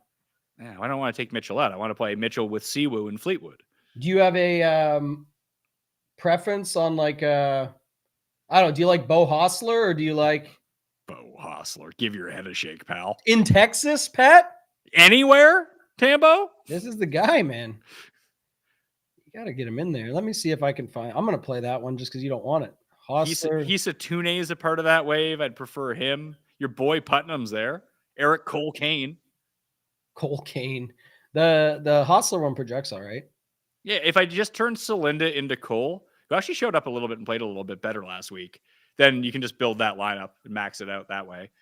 Yeah, let's do that one. I like that one too. It projects good also. It projects as good as your gut feel build. And you get your boys. You get Siwoo, you get Knapp, you get Fisk, Mitchell, all the guys you spoke well on, and then Cole Kane. Cole Kane living, baby. 3K Q. You got it. And then you can turn, so we'll play the other one too. We'll turn Siwoo into Finau, and then you can turn Cole back into Celinda if you want to. No, you can't. No, you lose $200. You have to go 7,100 with an AM guy. Perez. Is Perez AM or PM? No, he's not. It's Cam Young. Oh God, no. Pass. I was gonna say I'd rather play Chan Kim. I would definitely play Chan Kim. What's this build? I kind of like this one. Chan Kim, Steven Fisk, Mitchell, Finau, Knapp, and leave $100. You can leave $100, or this is where I can go just to make it a little bit, because I've used Fisk in every one of these lineups, that I can just turn him into Shank for this lineup because we have the $100. Oh yeah. Is Shank in the morning as well if we're sticking to that? Yeah. Perfect. Look at that build. If these hit, these are the ones like when you're building with Raza the other week and then you won all the money. It's like we don't even know what opposite is this week, but the concepts still stand. I think sometimes people just think we're just building wave stacks to build them. It's the conversation is always around, especially at a place like this, the possibility of it. But look how unique the lineups are. They still project good. You're still playing the quote unquote best plays in a completely different way. It's not who you play, it's how you play them. Beat that one to death, but this is the prime example of that every single week. And you're not in the same build construction. You have a 10K, 2 8s, 2 7s, and a 6. Everybody has 3 or 4 7K guys for the most part. I say everybody, but you know what I mean. So let's enter that one. Do we really need to go through the PM one? Because the PM one seems we're kind of like the original builds that we did. Like all of the good players at the top are in the PM wave again, except Tommy, Cantlay, and Denny, Keith Mitchell, Finau, Siwoo, like that. The high 8s are all AM along with Fleetwood and Cantlay, and everyone else is PM above 9K. Yeah, that's what I was saying earlier. Like you basically built it, and I'm going to do a quick version of what you had earlier was Connors and Akshay, and then you went to you liked Hoffman and Hoagie, they fit it, and Hodges I believe fits it as well. So if you go Hodges, Hoffman, Hoagie, it leaves you Bud Cauley, but you're playing PMAM, so you got to just plug in McNeely and just risk it. You can plug in McNeely or Ben Griffin if you want to. Yeah, and then you can do upgrade, downgrade game, whatever you want to play there. If you want to do that, and just say, okay, well, what did I do with the extra? Who else is in that camp? Anybody? 70. You could actually go Akshay to Spieth if you wanted to. Make it a little less chalky. Yes, good call. So you go Connor, Spieth, Hoffman, Hodges, Hoagie, Ben Griffin. This, like 4 of those guys, Hoffman, Hodges, Hoagie, Ben Griffin. Maybe not Ben Griffin because it'll be Ryan Gerard or Hoey, who I mentioned earlier. Like 3 of those guys are going to appear together in a lot of lineups. Yeah, and if you did go there's other, even if you kept Bati in, I think people would take Hoagie or Hoffman and pick one and go up to Gary Woodland, for example. Is Woodland PM as well? He is, and he's exactly $400 more. So those project better is all I'm saying. And then you got Hoffman versus Hoagie as your decision, but they all look pretty good on paper. All right, I wanted to do this before we get to the Q&A. You guys can start piling in your Q&A questions right now. I do want to remind you to smash the like. You sub to the channel. If you're subbed to the channel on YouTube, then you can ask questions. Make it easy on yourself and hit the description. I have a link to my $5,000 trip giveaway. If you are in Canada but not in Ontario, it applies to you. And then if you hit the newsletter, I have $1,000 worth of giveaways, $200 each for 5 of you. For the Masters, we'll be giving that away on the recap show for Heritage after the Masters with Jeff Feinberg. So there's many. I didn't want to, I felt bad because they can only operate and do the giveaway in places where they actually operate a sports book. So I can't give it away to someone who can't actually play on the site. But I felt bad that I didn't include everyone in some sort of giveaway. So this is me trying to make it up, Tambo. Yeah, I love that. I love giveaways, and I think that's a great way to do it. You can't control that stuff. Like, that's one of the things, well, I wish they had it here. I do too. We all wish they do. You think Pat doesn't want people to be able to do this in Ontario? Like, it's literally insane. So, or anywhere in America where most of my viewers are? Yes, exactly. All right, so Masters. Pricing is out. I have not looked at it as of yet. I have just brought it up on the screen in front of me. I want to help me build a gut reaction lineup to the Masters, all right? Let me go find it real quick because Sergio, McIntyre, Akshay. That's how I want to start my lineup. What am I left with here? $9,000 per player. You got Scheffler, Rory, Ludwig, Morikawa, Rahm, all above 10,000. Bryson, Xander, Thomas, Hideki, Brooks, Neiman, Hovland, Fleetwood, Spieth in the 9K. I really like Lowry at the Masters, by the way. What? Lowry. I think it's Lowry's birthday today. Sweet. Fuck, I wish I liked Hideki a little bit more. Hideki needs to show me something this week that he can hit a fucking iron. Well, assume that he does, and then you got the lineup. There it is. So that would be my gut reaction lineup. If Hideki's any good, it's Sergio, Bobby Mack, and Akshay, Lowry, Minwoo, and Hideki. I'll know it if it wins because nobody else in the world is playing that lineup until now when people play it because you talked about it. But yeah, Sergio and some of these guys mixed together. I like it though. That's a good way to do it. So I want to scan this to see who. I think actually the Masters is up on Fantasy National too. Yeah. Let me re-up the page. I think Moose just texted me that he uploaded all of the DraftKings pricing, but he could be a liar on that. Who knows? Let's see. Masters. It's actually pretty solid. They did Scotty's at 12-4, Rory's 11-1. I mean, that's going to be a discrepancy for sure because people, again, unless this injury news picks up or whatever, but just breaking down, now you do get the 10K range, which we didn't get when Rory and Scotty played last week. And then it's still only keeping them in the sixes. So if you have any interest in your boy Kevin you can play him for 6,300. Or Adam Schenk. Adam Schenk's going to win this week and then come out next week and be chalk at 6,300. We don't have that as and there's no 5K range here, is there? No, none. So I'm trying to think if I build a Scheffler, like I'm just seeing if Scheffler Rory lineups are viable whatsoever. No. I mean, they are and they aren't. I mean, they aren't, but let's see. Unless Max Homa remembers how to golf again and some other guys come along with it, it's a tough scene when you go down there. I think you go Highsmith and McCarty just based on the fact that they're both lefties and lefties do well. Just take them. They're both 6,300. And then you can get back up to reasonable players if you want to. Usually I have FOMO when you start talking about this shit. And I'm like, maybe I should play this one. No worries. Just, keep entering. Go ahead. Then you can throw Phil into it for $6,700. My God. Yeah, I'm trying to see who the other guys would be. Like, just don't play Brian Harmon at the Masters. He's terrible. Dietrich's at 60. Dietrich at 69 is the best value I've seen on the board so far. Just scrolling through this as first look, I think that he's going to be pretty good at the Masters. And Sergio at 71 is Sergio at 71 will be very highly owned, I think. What about I'll throw Adam Scott in because Adam Scott hasn't missed a cut at the Masters in 15 years. Yeah, well, you can do a pretty cool former winners lineup, starting bottom up. I started with Mike Weir. No. I'm talking the Patrick Reed, Dustin Johnson range, and then your boy Sergio or Scott. You got some other guys in there that you can play, but some of those guys would make sense. They just play well here. It doesn't really matter. I know everyone thinks they're dead now, but it's whatever. That's not the worst. As someone who's already recouped a lot of money on Phil Mickelson so far in 2025, I don't think that he's by any means dead here. No, I'm good with that. What So does that let us get here? Oh, I got it. I got this one. This is a lineup worth entering. I'm going to enter this. All right, let's hear it. You go Scotty, Spieth, and then you close it out with Dustin Johnson, Patrick Reed, Sergio Garcia, and your boy Lefty. I mean, out of all those guys, I like everyone on that. Now watch the dude win besides DJ. Of course, but it's DJ. It's Dustin Johnson. Whatever happens. I really miss Dustin Johnson, actually. I want to watch more Dustin Johnson. I want Dustin Johnson to make a run at the Masters. I want to see DJ back more than I want to see Bryson continue, more than I want to care about Rahm doing anything. I would love to see DJ come back and play well. I don't know why. I just would. I'm going to take DJ out of your former winners lineup and throw in Adam Scott instead. Big mistake. He's a former winner. Yeah, I know.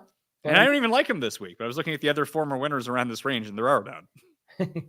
That was the tricky part for me too. But you could have taken Pat Reed down to Adam Scott as well. Who is the best value on the board here?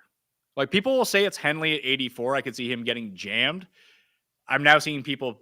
Dave Tyndall tipped him as not as his pick, but he did this trend line, and the two best players they tied for all the points that he gave out. It was Rory and Henley, and because Americans have won so often over the past 10 years, he gave the tiebreak to Henley for that. And Cust is saying now that Henley could win the Masters. I've just been seeing this go around. He's only $8,400. I'd rather play Connors, McIntyre, Bhatia, and Zalatoris, Minwoo, and Hatton around him, and Lowry. So the thing is, Sung J M is by far the most disrespected at 7,300.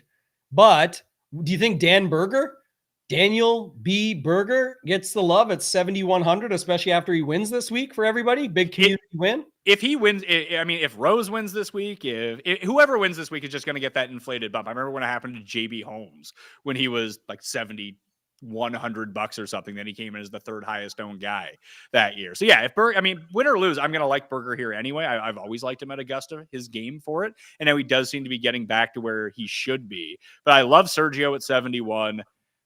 I really like Reed at 73. Reed's been really good at the Masters over the past 4 years, by the way. Mm-hmm.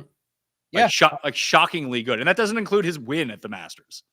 Well, it's what we know, though. This is the tournament. People just play well. Like, whoever plays well. And what do you get? Like, what are people going to do with Connors at 7,900 after he has another good Valero? Whether he wins it or not is up to, fate. We'll see. But I think in general, Connors is going to play well enough here in Texas.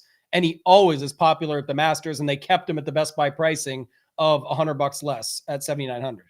Well, when we just to take a look at Connors for a second, and we've updated Fantasy National, by the way, fantasynational.com/Mayo for that 20% off. Get the weekly today, get Valero and the Masters with all the strokes gained numbers and just kind of to go back through time. He's actually been kind of disappointing at the Masters over the last little bit. Like, he's been 38th miscut the past 2 years after his like top 10 run for 3 years in a row. Not saying he's not going to get back there. And if he comes in with a win, but if he comes in with a win or a top 5, then all of a sudden we're projecting Corey Connors at 20% owned. I'm good taking a pass at the Masters. Yeah, I agree, but I don't think others will. They'll just, discredit those last 2 years and say it doesn't matter. And the form coming in, because just looking at it, I don't know who it would be, but maybe if you think Henley gets steam, I think Connors and Berger could get steam. That leaves you almost 8,900. Who's another guy in the sevens that you think would be popular as of right now?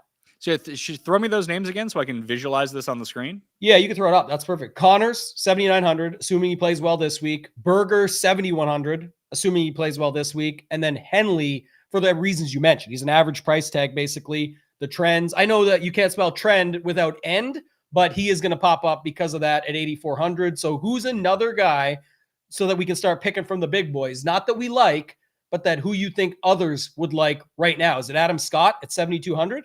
I don't think so, because he hasn't been playing well enough. Okay. I'm trying to think chalk-wise. A lot of it will hinge on this week. Like, if Rose puts out another top 10, everyone's going to be all over Rose. So let's just put the $7,200 price tag. Maybe it's Rose. People always like them some Adam Scott. They're, you got opportunity. Yeah, I think that's good. Now you have 9,700.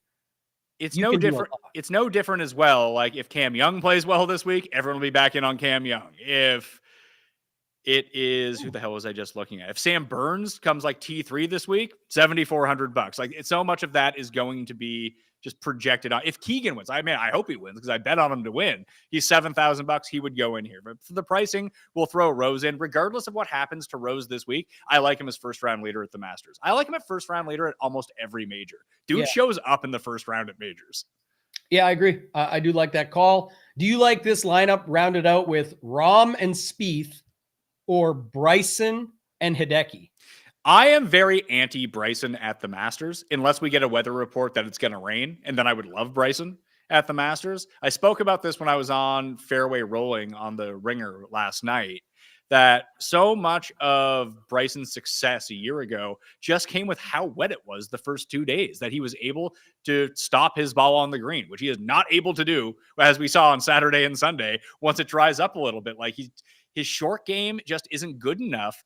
It's good at certain places, like at US Opens and PGA Championships, but this style of like feel around the green, he just doesn't have any touch around the green. If you can like bank it into the side, like at Pinehurst, I just played Pinehurst. I can see how he did so well. There's not a lot of like magic you need to do. It's a very simple science formula. You're like, if I hit it here onto the slope with this much force, it's going to pop up to here and then stop on the flat part and roll down. And Bryson's such a good putter that he can get away with leaving it 8 feet short and make the putts. He's not Rory, who leaves it 3 feet short and then misses the putt. But here, you need to be able to break out Phil flops from like 38 yards away to land it up on that tier so it slowly rolls down this way. Like, and that's why Reed ends up doing so well. Like, the short game magic is a real thing at Augusta. And I think the calculations of Bryson just work better at other courses.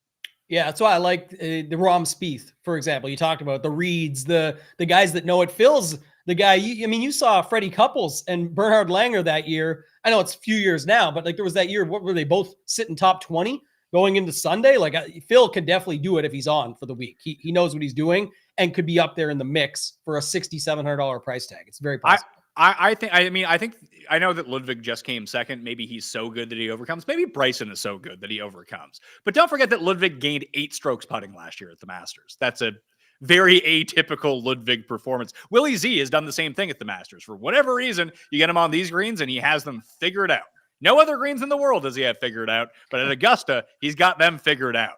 And maybe Ludwig's on that same train as well. I think that Rahm is going to be the best play on the board. Yep. I closed it out with Rahm Spieth, so I like that. You could go Rahm Spieth, or you could go, I would prefer Rahm Lowry, but that's me. Well, you could also play Ludwig Minwoo. Oh, I mean, I really like I bet Minwoo at the Masters 2 years ago when he drove number 3 and then 4-putted for bogey. That was fun. But he actually rebounded quite nicely last year, I think. You gave me a nice one-liner. Win Moo, cash cow. That's perfect. That's your cash cow. Win Moo Lee. You got it. Where is Minwoo? I'm still looking at the Valero field. That's why. Masters field. Let's switch over to Masters field and see how this goes. Now I can run the entire thing here, I think. So Minwoo at the Masters last year. Where are we at? Minwoo Lee. Oh, Min Che Choi is a guy that we have. Keep putting your questions in the chat right now. Tambo and I are going to get those momentarily. He won in Houston last week. That's really good. He's been gaining so much on putting and losing off the tee. It's really strange. Masters, 22nd miscut, 14th in his 3 appearances. It's pretty good. I think he could win the Masters, weirdly enough. Minwoo? Yeah. He fits the proper trends to win the Masters. He has the right game for the Maui. You want to talk about like touch and feel? He has touch and feel. Yeah, he's an option for sure. Yeah, and I like him as if he's going. I don't know how popular he's going to be coming off the win, because I think a lot of people will look at his win and be like, "Man, he was real shaky down the stretch," which is true. But that might just put more people onto Henley instead of Minwoo. You can play them together as well. That is true. Let's build one more and we'll do that. We'll go Minwoo Henley. Although I like Zalatoris as the pivot there as well, the up and down. The 2 guys on the other side of Henley I like better than him, so I want to build it that way. Minwoo Zalatoris. Let's go Minwoo Zal. Rory? I was thinking like the short game magic you were talking about. If you just stay like between putter and short game magic, let's fit it in. What else? Because we still have 8,300 per. So who's the guys down low that you talked about? Reed. And then do you want to stick with Rhodes or do you want to go to somebody else here, like Sergio or something like that? Because I don't know. I want to go Reed, then Lowry, and then see what we do with the rest of it. Okay. So Reed, then Lowry. I mean, Berger has the short game magic. So how much does that get us? Berger's the same as Sergio and gets us to Bryson, which we don't really want. So who do you want? Like Rahm has it, but then it leaves lefty. Rahm lefty. Oh, the ASU connection, baby. Get it in there. I have so many live guys in my lineups already. That's the only time we get to play them. I will say this though. I don't think it's a thing. Like I don't think they're going to pick up too much steam because of that, just because you don't get to play them any other time. I know we're talking about it, but a lot of it just fits because they play well at this particular course. It may not work at all the majors. People say, oh, it didn't work this year at the Masters, this previous year that they'd be talking about.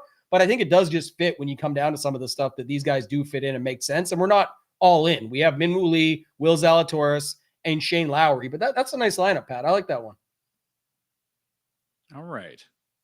I really want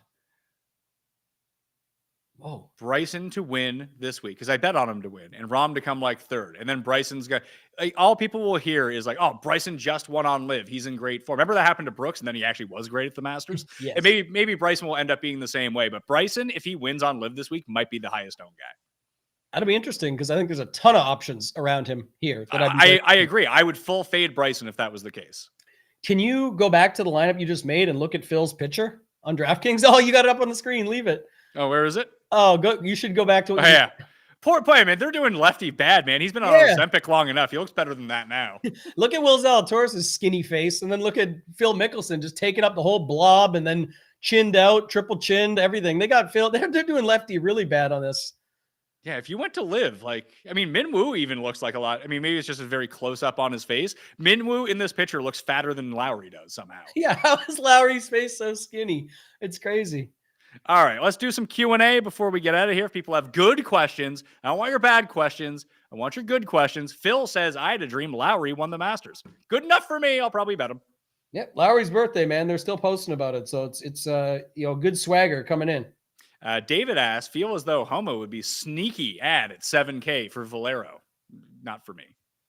Would you? Okay, we had this conversation yesterday. Would you, if you had to play one? You don't, but if you did, would you play Homa or Cam Young? Cam Young. Ooh, I'm on the other side of that. I'll play. That's like a good bet for the week for people that want to bet. We could just put a friendly hundo on it for the show. Do it. So, DraftKings points. I'll take Homa. You take Cam Young. Sure.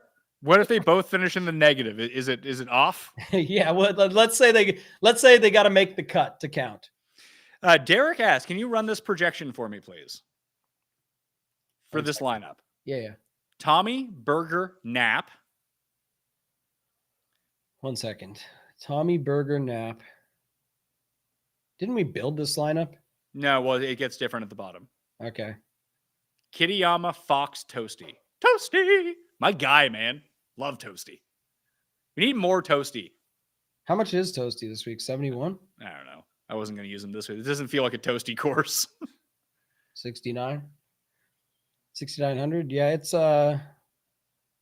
about as good as your initial lineup, so it's not terrible. Okay, that makes sense. What do you think the biggest community win possible could be this week? It seems like Berger. I would agree. It just seems like everyone did bet Berger. And right now, if you do have access to Cool Bet, of course, you should opt in for that contest. But there's a Pat Mayo boost in exclusives, taking Berger up from 33 to 40 to 1 if you want to get in on it. So that's out there. Yeah, I think it's for betting, probably what you said, Berger. For DFS, it's Connors. Everyone's going to need Connors in a bunch of different ways. And one and done, a lot of people are using Connors. So they're just not betting him as much. So that's how it comes down. Do you ever play the winner without market? No. Or is it just pissing away value? Perhaps more of an option at Augusta or an elevated event or a limited field. I never play it unless there's some sort of like discrepancy in odds. Someone actually tweeted me a picture of the without market that DraftKings had posted earlier this week, and it was outrageous. It was like without Ludwig, Connors, Tommy, and Cantlay, and Keegan was like 20 to 1. But at the time, his odds were 22 to 1. It's like, well, I'd rather just bet Keegan in that market for 2 less points, not against the 4 best players. So sometimes they don't like update the odds properly in juxtaposition with what the outright odds are. But that's the only time that I would play at that. If you can just take 5 guys out of the field and you basically get the same odds, then why wouldn't you? That's what I was saying. Like, look at it for sure. That's when you would decide. But usually that's for more of if you think like Scotty's unstoppable and people are trying to bet it without Scotty on the board to boost their odds up or to boost their chances up, I should say, in another way. But for me, it really comes down to normally talking shit against that, because if you think your guy's going to win, I want the maximum value on him. And I'm not as scared of those guys. When it's like without Russell Henley and Sung Jae Im I saw before, who gives a shit? Like, they never win. Just bet the real odds and get better odds that way. Where is the best place to check for last-minute WDs like Taylor Moore and Jason Day? I know you send out an email. Thank you so much for that. Yeah, no problem. It's another reason to sub. Not only do you get into the draw for the cash giveaway if you sub to the free email, everyone who's already subbed is already in the draw, so maybe you'll just randomly win. If I see it and there's enough time, I will send out an email to you. PGA Tour Comms on Twitter is usually the first place to have it, I find.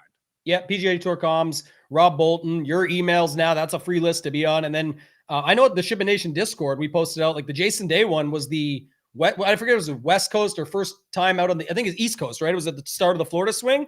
Nobody was up for that. We had it out as soon as it came out, like 40 minutes before. And I know people woke up to lost money. He was still pretty owned. There was, some people we saved thousands of dollars for what their entries were in for. So I think that's kind of the key, is making sure you have access to something that's going to have you covered. Yeah, I got caught with my pants down. I had 20% of Taylor Moore last week, and he was paired with Min Woo, I think, in 80% of my Min Woo lineups. I would have switched him to Griffin, no doubt. He's the exact same price. And I did the same thing with 5 minutes left to go. I remember being like, nothing's going to happen in 5 minutes. And if it does, who cares?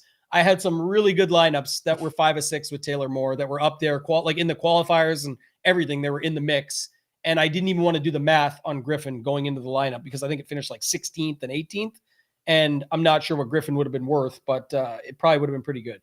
Yeah, well, I mean, Griffin would have been worth something, but it doesn't matter because you didn't have him. So why even try to think about these things? It was funny, too, because I saw people like freaking out, and like, I get it sucks. I was a victim of it myself. It sucks when it happens.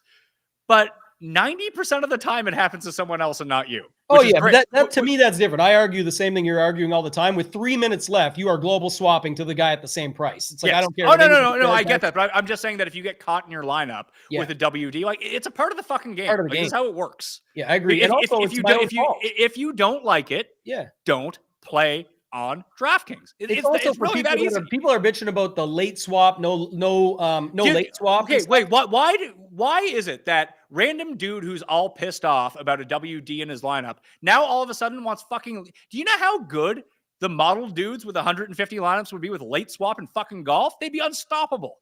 Yeah. It's something to do. I remember this from before, and there's a bigger breakdown on it I have somewhere, and I'd have to dig it up in Discord. But it's more of how much do you love playing Showdown?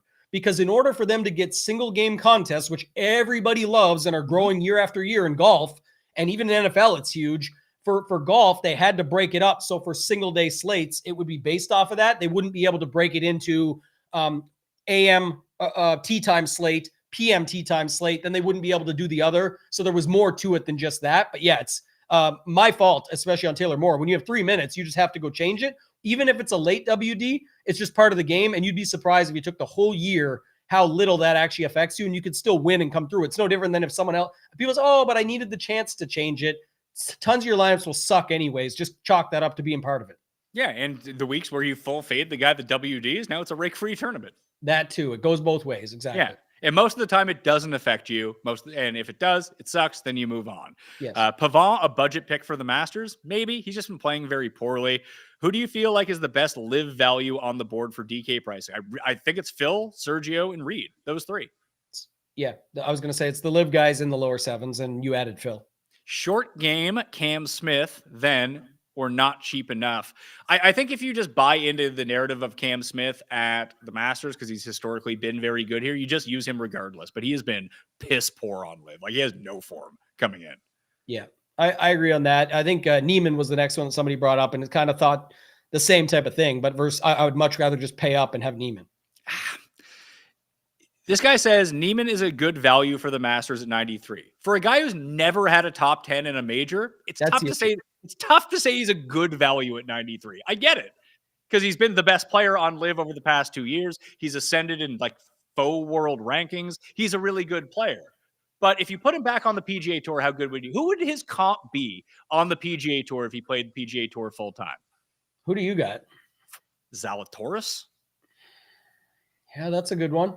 I'm trying to think, man, I don't know. And that's where it gets really tough, going back to what you talked about earlier with Jeff and going, when they do this on live, when they don't do this. But the main thing is people are making him to be a top 5 player in the world based on all the other stuff. And he is really good, but it's, how does that translate? And majors, haven't seen it. People are basically treating him like he's Morikawa, and he's not. As much as I don't love Morikawa as much over the past little run, he has 2 majors. He has 6 wins against strong fields. They're not comparable based on their results. Morikawa came top 20 in every major last year. I think he top 5 2 of them. Neiman's just not doing any of this stuff when put up against the best competition. And I don't remember because I took it down now, but the exact pricing, but I know Xander is not much more than Neiman. And I would not be comping Neiman to Xander. And again, only because I can take Xander's results from the PGA Tour and from the majors and from all of that stuff. I think Neiman is phenomenal. Love the guy, love the game, but it's hard, like you said, to validate that at 9,300 for the Masters when, there's other stuff around him. This guy says Phil would be number 3 in PGA. Ha ha. I don't know if this guy has a fucking brain injury or something, but I don't like him. I don't think so. I mean, Phil's a good value at the Masters. He's a good value because he's $6,700. Then you can get John Rahm. That's why I think John Rahm's the actual value here, because he's actually the best player on live. Yeah, I think that's the thing people are going to go along with. By the way, I don't think anyone's playing Neiman at 9,300 when you see the pricing. It'd be tough to get to him, but I do think that there's enough people who really buy into let's go with Neiman. And I get the want to do that. And the Masters has been his best major, but I think T16 is his best finish at the Masters. And I think that's his best finish in a major. Mm-hmm. Yeah. So it's tricky, but there's just so many guys around him above and below that people would love to play more in my eyes. All right. Well, that's a quick look at the Masters. We will have full Masters coverage starting tomorrow on the Pat Mayo Experience. If you rate and review on Apple and Spotify, leave that 5-star review, turn on those auto downloads, then all of a sudden you're going to be in a draw for $200 cash. There's going to be 5 winners for that. And again, I can't stress this enough, people. Go to the newsletter. The link is down there right now, or go to the free trip giveaway if you live in Canada and are outside of Ontario, which if you're watching a DraftKings show, you probably are, because you can't play DraftKings in Ontario either. So you're probably in that market. Please help me out and go register for that right now. And then you get to meet Jeff and I and Cuss. Don't let Cuss touch you, like on the shoulder, or shake his hand or anything, because then you'll be doomed for life. What do you guys got going on for Valero sweats and then boom into the Masters, Tambo? Yeah, shipitnation.com. Make sure you guys go check it out. We just did the partnership with SaberSim, so looking to get an optimizer set up there. We got some deals on the first month. You could try it. Baseball is back. We got baseball shows over on the channel. We're giving away a $1,000 membership based on hitting the 10K subs over on Ship It Nation. Shout out to the Mayo Media Network for giving that nudge and helping us out all along the way. We appreciate everybody, but that's the way to do it. Use code Mayo. Check it out. Masters coming up next week. The best time to join is now. All right. FantasyNational.com/Mayo. Get you 20% off. Get the weekly today, and you'll get Valero and the Masters, the 2-for-1 deal. So I suggest you do that. Plus, you can use the awesome leaderboard for the Valero before you go download the Masters app for shot-by-shot coverage with video for the first major of the season. I want to thank you all for watching. I'll see you next time.